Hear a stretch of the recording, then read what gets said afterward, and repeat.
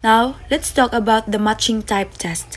A matching type test is a test where students match the items in column A with the correct answers in column B.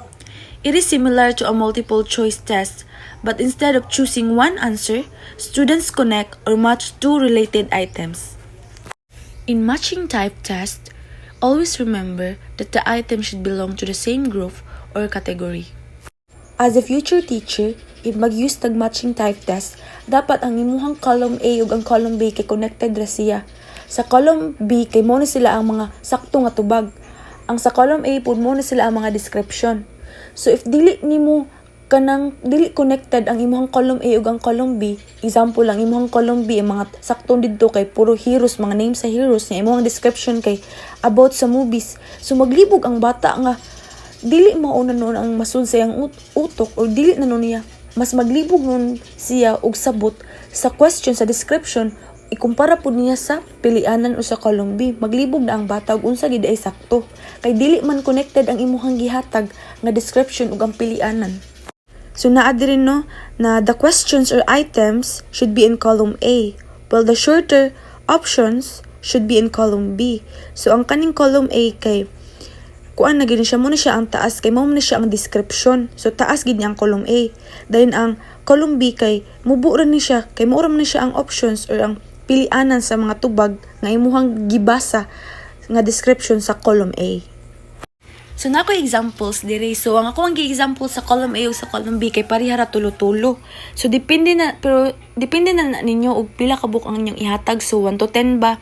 So ang inyo pong ako adring choice sa column B kay A to C raman. So, depende na po ninyo og A to J ba. Depende sa inyong description po i-match ang inyong column A sa column B. Kaya di man pwede nga ang inyong description kay 1 to ang inyong description kay 10 ang inyong column B kay kuan upat ra. So, asa naman to pangitaon ang ubang tubag sa inyong student. So, sila na mismo mangita.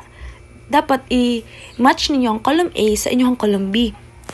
Das dili pud pwede nga ang imuhang description nanubra kaysa sa imuhang pilianan. Mas okay noon ang imuhang column B mo nanubra kaysa sa imuhang description kay para ang bata nay option ug unsa gid ilahang itubag.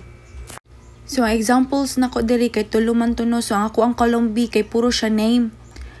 A kay Jose Rizal, B Andres Bonifacio, C Juan Luna. So ang ako ang column A or ang ako ang description kay related ra pud siya sa column B.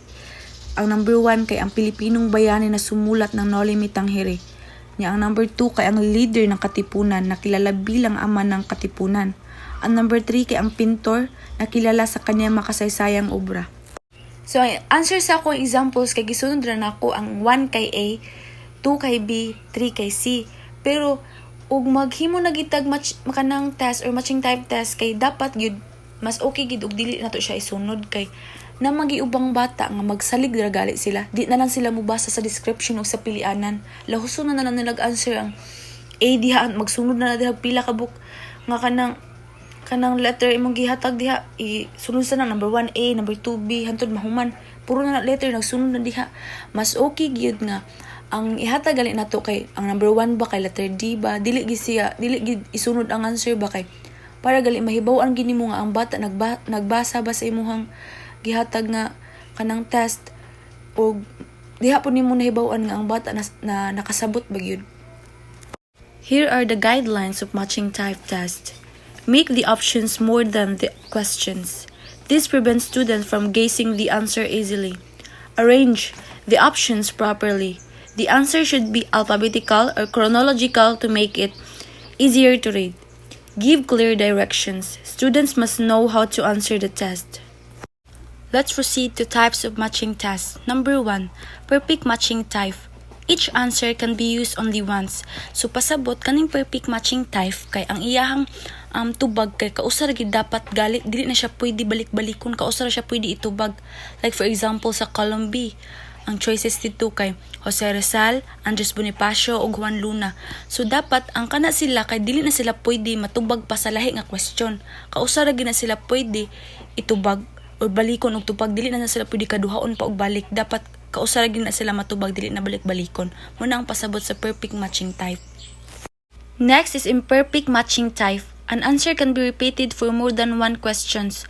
So, di ba ang perfect matching type kay dili naman siya pwede balikon pa og tubag. Sa lahi nga question, kausa lagi siya pwede magamit. Ang kaning imperfect matching type kay pwede pa ang katong tubag matubag nimo sa lahi nga question. So, pwede nimo siya balikon pa og tubag. Mao nang pasabot sa imperfect matching type.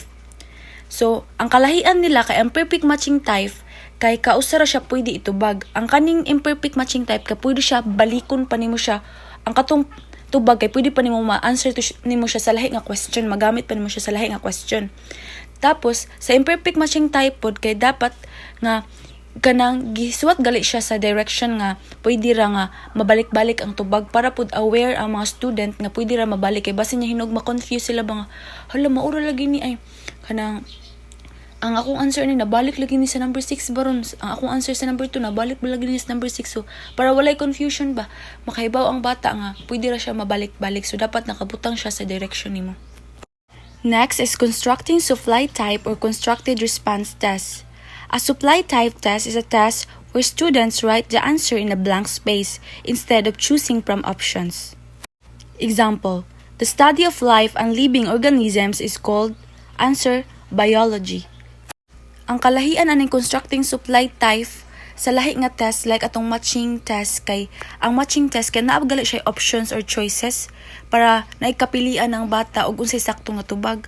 Ang kani pong constructing supply type kay wala siya option or choices. Blank ra siya which is adto ninyo isuwat or adto isuwat sa bata ang sakto nga tubag sa blanko. This type of test usually checks students' memory or recall. Next is completion type test. A completion test is also called a fill in the blank test. Students complete the sentence by writing the missing word. Example, a word that names a person, place, or thing is called a noun. So na ako'y picture diri para mas masabtan ug unsa ang completion type test. Mo ni example sa completion type of test. Kabantay mo nga daghan og blanko ang completion type test compare atong constructing supply type.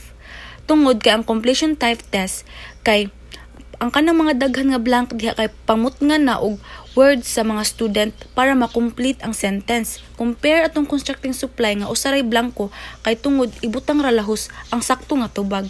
Ang kaning completion type test kay ang kanang mga blanko nga daghan diha need na pamutngan og mga word sa mga student kay para ma-complete ang sentence. Here are the guidelines for making completion tests. Avoid confusing sentences. The sentence must be clear and understandable. Avoid open-ended questions. There should be only one correct answer. Place the blank at the end of the sentence. The students should read the questions first before answering. Ask important questions. Do not focus on very small or unimportant details.